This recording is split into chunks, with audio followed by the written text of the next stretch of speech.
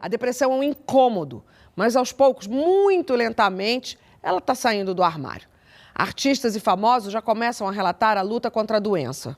Uma ajuda e tanto para gente que nem sabe que sofre desse mal e para as famílias que não entendem aquele tipo, às vezes, caladão ou nervoso, às vezes sem ânimo, que está lá dentro de casa.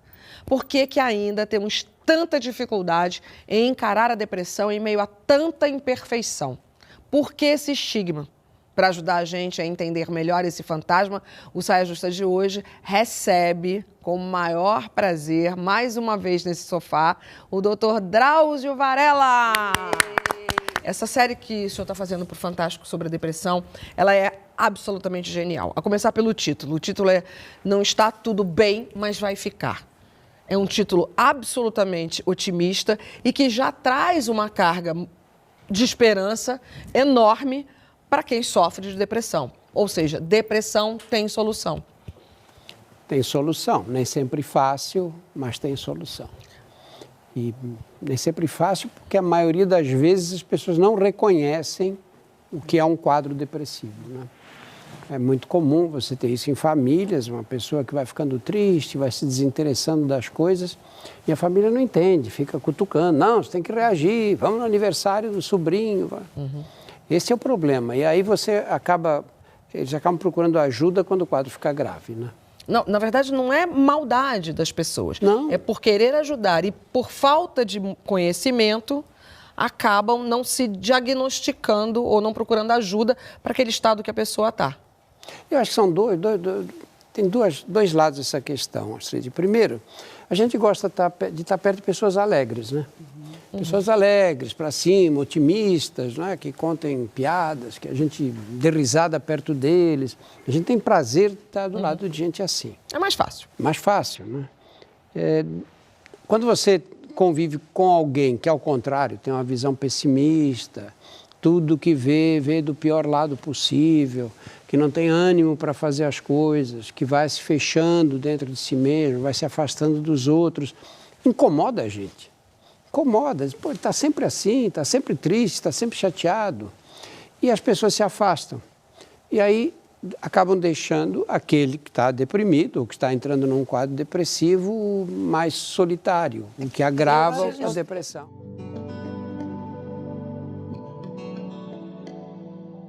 Como é que a gente diferencia uma melancolia, uma tristeza momentânea de uma coisa que realmente precisa de atenção, assim? Há algumas diferenças importantes. Todos nós ficamos tristes em determinadas fases da vida. Perdemos uma pessoa querida, ou a vida está complicada, ou aconteceu uma coisa muito desagradável. Mas quando você enfrenta essas fases de tristeza, você não perde o interesse por tudo. Uhum. Você está triste, mas você faz o seu trabalho, você vai, não tem uma queda de rendimento no trabalho, você consegue tocar o dia a dia bem. No caso da depressão, você está triste, mas a tristeza é profunda mesmo, ela te atinge assim no fundo da alma. Ela imobiliza, né? Imobiliza, você não consegue ver nada de bom, você olha tudo que está acontecendo na sua vida, embora possa estar tudo perfeito, você não consegue ver um lado bom. E surgem sintomas aí, que são de cansaço, alterações do sono, alterações de apetite, às vezes a pessoa perde a fome, outros comem demais, uns dormem pouco, acordam no meio da noite, não conseguem mais dormir, outros têm hipersônia, né? Dormem e ficam até... É um conjunto São vários sintomas, então vários não existe só um sintoma só, porque geralmente a gente tem uma ideia de que é só a tristeza, né? Como você começou falando, é tão difícil reconhecer um quadro de depressão, e principalmente quando vem de uma pessoa até que tem muita vitalidade. E quando essa pessoa começa a ficar triste, você fala, não, isso não é depressão, ela está triste, está passando por um momento triste. Existe um tempo, tipo assim, 2 semanas de muita tristeza, isso seria uma pergunta. E a outra seria o seguinte, existem vários tipos de depressão, os sintomas são muitos, como você falou, né? Olha, você tem, em geral, os critérios que os psiquiatras usam é esse, 2 semanas. Quer dizer, um quadro de tristeza profunda que dura mais de 2 semanas tem risco de ser um quadro depressivo. Mas esse é um critério que é estabelecido pelo psiquiatra ou enfim, por quem está atendendo a pessoa. A dificuldade nos quadros psiquiátricos, eu como não sou psiquiatra, enxergo, é o seguinte, você vem com um problema renal. E aí eu olho, febre alta, faz um exame de urina, você identifica uma bactéria lá, fala, olha, isso aqui é uma pielonefrite. Você tem um critério diagnóstico. Se você for a 10 médicos que fizerem a mesma coisa, os 10 vão encontrar, vão comprovar que você tem essa pielonefrite. Tem um protocolo ali que chega naquela conclusão. Lógico. Na psiquiatria não é assim. Na psiquiatria, o diagnóstico primeiro, em geral, não pode ser comprovado. Não é comprovado por exames laboratoriais, por nada. Depende da interpretação do outro. No caso, o médico, né? Ou psicólogo. Depende da interpretação do outro. É o outro que vai dizer se aquele quadro é uma depressão. Então, o critério varia muito. Você pode estabelecer um critério mais rígido, pode ter um critério mais elástico. As pessoas dizem...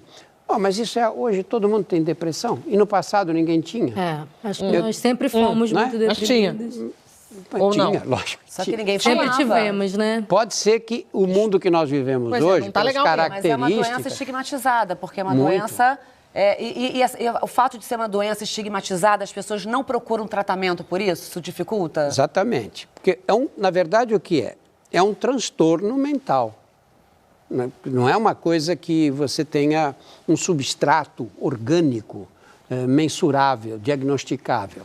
Mas, muito embora, eu vi na série, existem algumas substâncias que são afetadas, que podem afetar e levar para o quadro de depressão. Pois é, mas dopamina. Esse é o problema todo, porque, na verdade, existe uma série de alterações, porque como é que se comunicam os neurônios no cérebro? Né? Eles são até 1 bilhão de neurônios.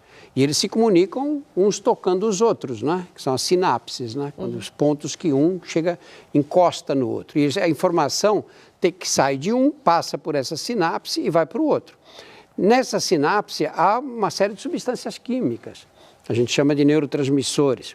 São os neurotransmissores que fazem essas conexões. Se você tem uma alteração química qualquer, que acontece e a gente não sabe por quê, que esses neurotransmissores deixam de fazer essa transmissão adequadamente, aí você você perde o controle. E não há exame clínico tipo, que meça essas substâncias. Eu li uma frase pensando sobre essa coisa de depressão e nessa dificuldade de identificar, né? Tem uma frase do livro do Andrew Salomon, né? Do Demônio do Meio-Dia, que ele fala assim... a depressão não é a ausência de felicidade, é a ausência de vitalidade. Então, talvez, né, se a gente pensar por esse lado, é uma coisa mais de observação mesmo do ser humano do que de análise clínica, né? Quadro. A pessoa perde a disposição, sabe? Ela se sente cansada.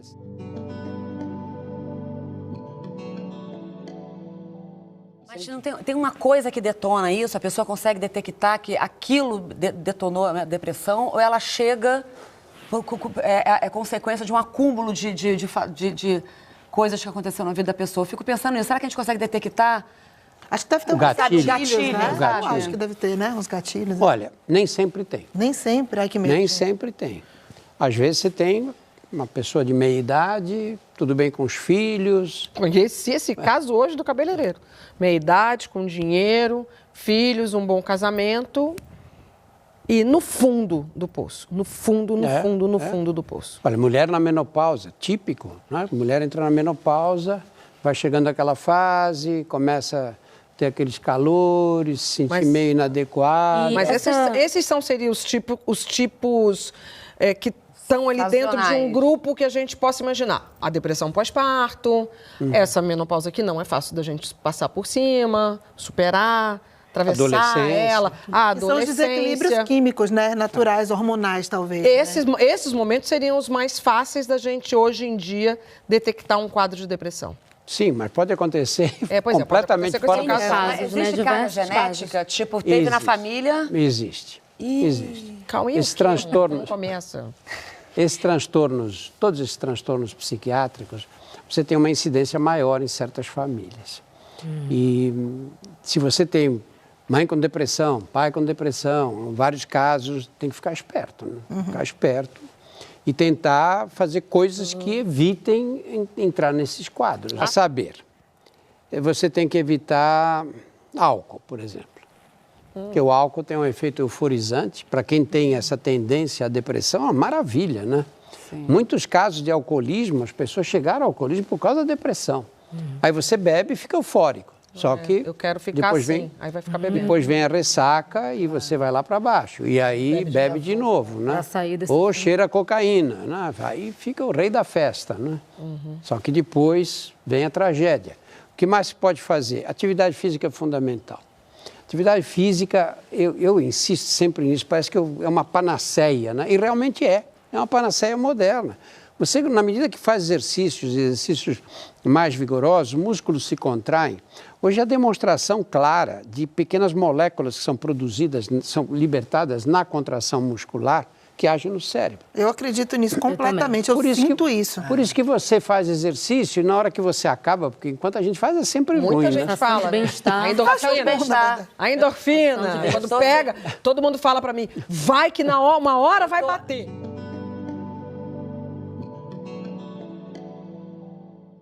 Porque eu percebo de muitas pessoas ok, tenho depressão. Primeiro, qual é o primeiro passo? Além de, claro, buscar ajuda médica, E porque eu sei que tem uma adaptação ali do medicamento, até você encontrar o medicamento certo. Tem um tempo, né? Até você conseguir se adaptar com o medicamento que vai te fazer bem. Desculpa, gente. Não é rápido, né? Normalmente, assim, simplificando bastante, a gente diz o seguinte: quando você tem um quadro depressivo que é diagnosticado rapidamente, numa fase bem inicial, 2, 3 semanas, a pessoa está naquela tristeza, se queixando que não tem disposição para o trabalho.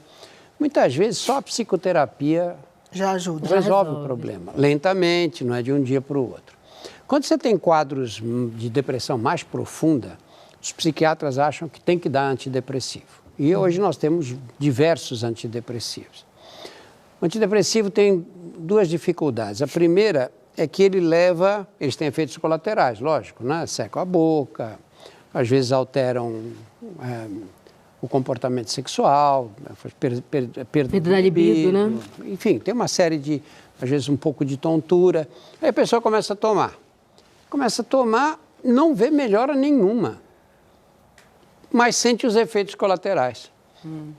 E aí, estou com a boca seca, estou me sentindo tonto e continuo igual. Estou pior do que eu estava antes, que antes eu não tinha tontura nem boca seca. E aí, para de tomar.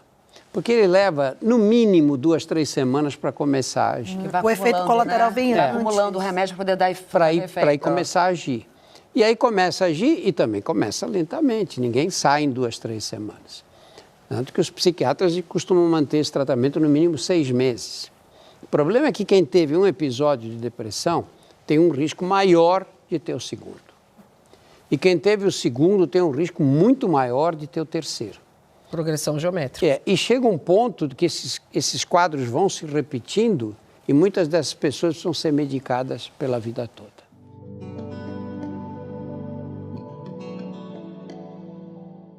Porque tem um estereótipo da pessoa depressiva, né? A gente sempre acha que é alguém que é triste, que gosta de ficar isolado, mas muitas das vezes é uma pessoa que é muito feliz, que é muito alegre, é uma pessoa que é muito colorida, uma pessoa que está sempre falando de coisas boas, mas que pode estar passando por algo que ninguém imagina. Eu imagino que deve ser muito difícil também, porque fica ali um lugar de você sempre ter que ser feliz.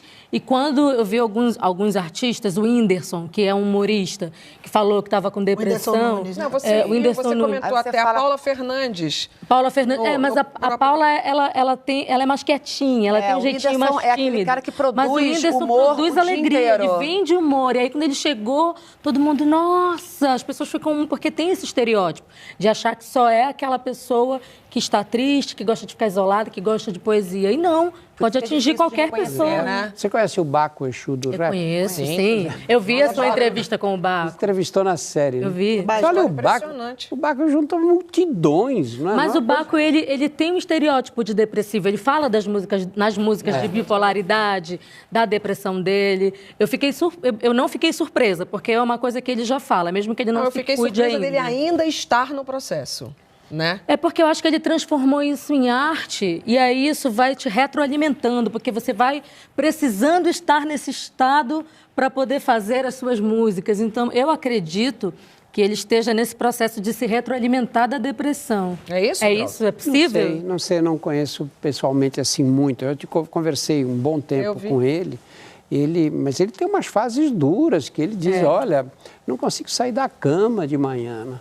Eu tive um doente que dizia assim, olha, quando ele tinha tido várias depressões, ele era um homem muito intelectualizado, professor de literatura, ele dizia, eu acordo e digo, eu tenho que sair da cama.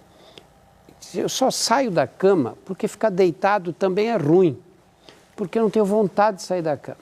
E aí eu penso o seguinte, bom, provavelmente vou começar a tomar remédio agora e vou melhorar. Se eu não soubesse que eu ia ser medicado e que ia sair dessa crise, eu tinha terminado a vida, porque não ia viver assim, não vale a pena. A gente não consegue entender o que é isso. Quantas pessoas não conseguem compreender que vai conseguir sair? Por isso, voltamos lá no começo. O nome da série é Absolutamente Feliz, porque tá ruim, mas vai ficar melhor. Pode ficar melhor, vai ficar melhor. E o importante é dar o primeiro passo. Quando você pergunta qual é o futuro, o próximo passo. O primeiro passo é se reconhecer e contar com a ajuda da família. Porque no final da história, é uma família também que fica doente. Essa conversa ainda não acabou. Comentando aqui embaixo, você também participa. E curtindo e compartilhando, você chama mais gente para o papo. Toda semana tem vídeo novo. Então se inscreve e ativa a notificação que a gente avisa quando o próximo estiver no ar.